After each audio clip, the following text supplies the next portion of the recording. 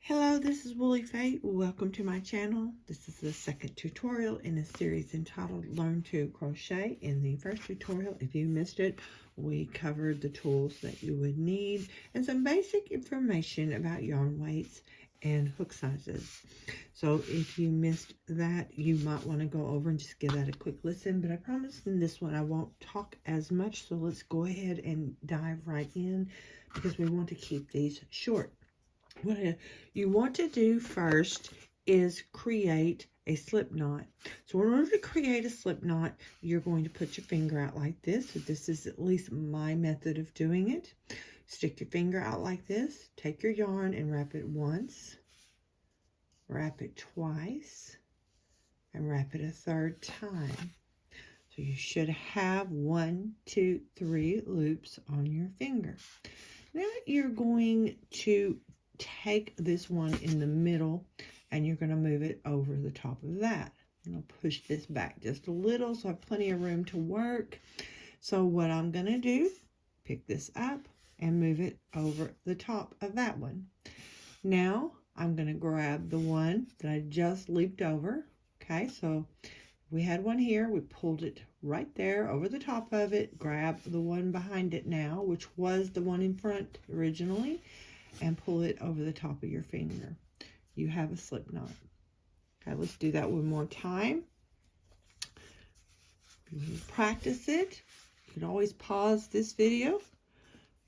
You're going to wrap 3 times. You're going to have 1, 2, 3 on your finger. You're going to take the one in the middle and pull it over to the front, over the top of this one. Once you've done that, you're going to take this one that is now behind it and pull it over the tip of your finger. And I just kind of give it a pull, and I have my slip knot. Okay, so I'm just going to slide that. We'll slide so that it's not quite as big. And I'm going to put my hook in. Now I am using a Aran or worsted weight yarn on your package. That should be listed as a 4 weight yarn. Okay.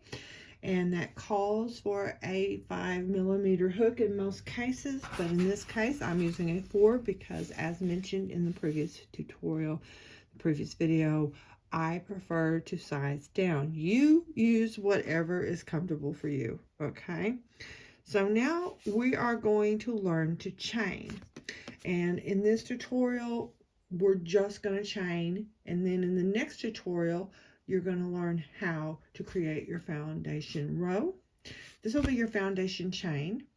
And then with the foundation row, you'll be doing single crochet stitches. So we're going to move right along with each tutorial. So if you come through this and you don't need to practice it, you can just skip right to the next one. But in order to chain, just go ahead and grab your yarn between 2 fingers right here. Notice I've got the tail here, and I have the actual yarn leading to the ball between the pointer finger and the middle finger. Okay, so I'm just holding on to that so that it's kind of stretched out. All right, and my hook is in the slip knot. Okay, so you might want to just get yourself comfortable on that. All right, and then once you've done that, take your hook, okay, and just what they call yarning over. So when you hear someone say yarn over, they mean to push the yarn over the top of the hook. All right, so you're going to grab that yarn with your hook and pull it through the slip knot that you created. Now you have a new loop. You've made your first chain. You're going to grab a hold at the base, all right, and this will become automatic.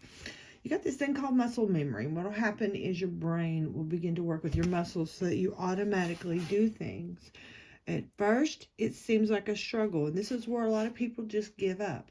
You think, that's hard. That takes a lot of work. I can't seem to get that right. What will happen is, as your brain and your muscles, and this is actually a thing that will happen, as they begin to work things out, it'll become more automatic. You'll be surprised at some point that you ever found it difficult. But I understand that learning a new thing, sometimes it's just a lot of energy being used in making your hands and your brain work together. That's everybody, not just you. Okay, so go ahead and push that hook into the yarn. It's what you call yarning over. You're going to make sure that you're grabbing a hold of that yarn, and you're going to pull it through the next loop.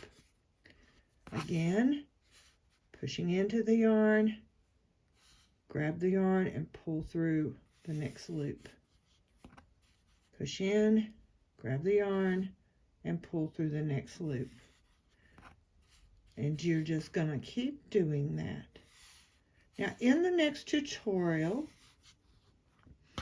I am going to start with a number of 12. That's not very many, okay? And we're going to start with 12, and we're going to do single crochets. You will learn then how to create your foundation row. Now, this is your foundation chain. Now, when I teach you how to do the foundation row, I'm going to use the traditional method of teaching you how to work into the chain itself. That's very important that you learn that. Then, after that, eventually I will show you how to actually form a foundation row without chaining. We're not going to do that right away. We're going to get you used to using a hook, used to learning how to crochet, and then we're going to come at the other way of doing it. But I don't think it would be wise for someone who's never worked crochet before to try to throw the other at you right away. So there is another way to form a foundation row is what I'm telling you, but we're not going to do that quite yet. So we'll go ahead and practice these. When you have gotten so far, just pull it back again till you have one loop left, and just do it again.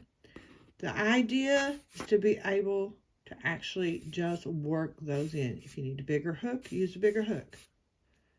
Do what is comfortable. You, by all means, find the most comfortable size yarn and hook to accomplish what you're trying to accomplish here, because that's going to make it easier for you to move forward to the next stage. Okay, so do that, and then tomorrow we're going to start with a count of 12, or in the next tutorial we're going to start with a count of 12, and you will then learn how to build the foundation row the traditional way. So anyway, I hope you enjoyed this tutorial. Don't forget to like and subscribe.